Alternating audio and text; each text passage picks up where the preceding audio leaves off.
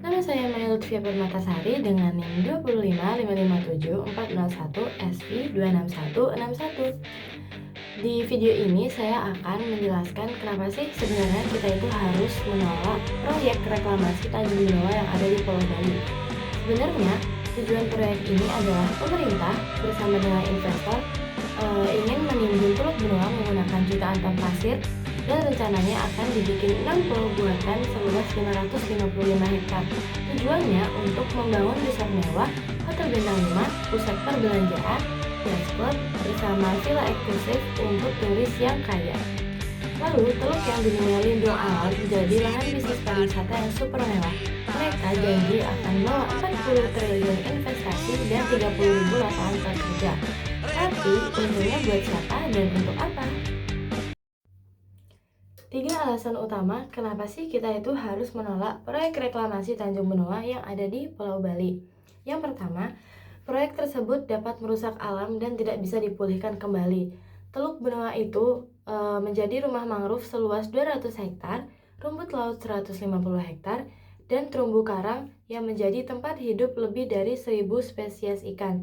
Nelayan sendiri menangkap 20 ton ikan sehari dari tempat ini. Kalau ditimbun menggunakan pasir, air dapat menjadi keruh permanen dan ikan mati massal. Otomatis nelayan tidak akan bisa menangkap ikan dari situ.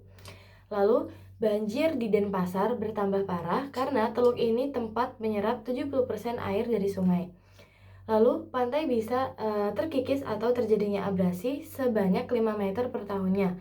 Lalu yang terakhir, risiko tsunami menjadi naik 30% berdasarkan dari data KLHK. Seperti yang terjadi di Pulau Serangan zaman dahulu, reklamasi tahun 1997 membuat mangrove hilang sebanyak 80% dan jumlah ikan turun sebanyak 60%, sehingga nelayan menjadi bangkrut.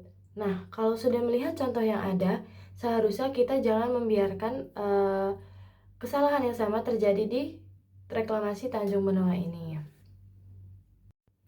Yang kedua, proyek ini dapat menghancurkan budaya Bali dan hidup warganya. Ada 26 pura suci dan 12 situs keramat yang ada di pinggiran Teluk Benoa ini untuk upacara Hindu Bali. Contohnya, Pura Dalam Linggi dan Pura Segara. Polusi lumpur dan getaran yang ditimbulkan dari timbunan bisa bikin situs rusak dan ganggu niatnya adat bisa menjadi porak-poranda. Pemuka adat sendiri bilang teluk ini itu Trihita Karana, merusak alam sama dengan merusak semesta.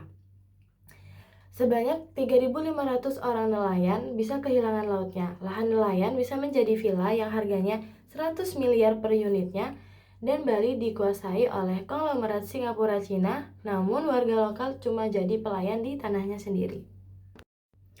Yang ketiga, kenapa kita harus menolak proyek ini? Karena proyek ini itu prosesnya busuk dan gak adil. Status konservasi yang ada di Tanjung Benoa bisa berubah menjadi pemanfaatan umum lewat Perda tahun 2009, padahal warga sudah jelas-jelas menolak. Lalu, AMDAL bisa dibuat oleh investor sendiri. Sosialisasi dilakukan hanya dalam waktu 2 minggu, dan demo dari 100.000 orang diabaikan begitu saja. Izin lingkungan dikasih di tahun 2012, dibatalkan kembali tahun 2013, tapi diberikan kembali di tahun 2015. Gerakan tolak reklamasi ini akhirnya menang di mahkamah tahun 2018. Kesimpulannya, reklamasi ini menguntungkan investor dan mungkin menguntungkan Bali sementara, namun akan merugikan Bali juga selamanya. Jadi kita harus menjaga Teluk Benoa ini demi anak cucu kita. Sumber-sumber yang saya sebutkan tadi, datanya adalah dari Walhi Bali tahun 2020, Forkom PB tahun 2019, KLHK AMDAL tahun 2018, dan putusan Mahkamah Konstitusi nomor 86 PUU XI tahun 2013. Terima kasih.